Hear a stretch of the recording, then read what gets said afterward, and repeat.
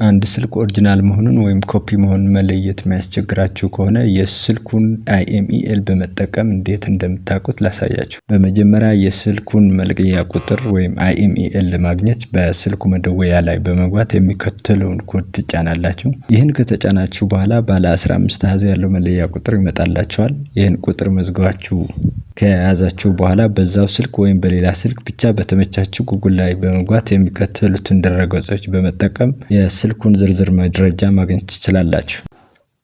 ለማሳየት ያህል ድረገጽ ላይ ትገቡና እዚሁ ላይ IMEI ቁጥሩን አስገብታችሁ ቼክ ትሉታላችሁ። ጽፋችሁ የያዛችሁትን ባለ 15 አሃዝ ቁጥር ማለት ነው። አሁን የሚመጣው ውጤት ምን ይነግረናል መሰላችሁ?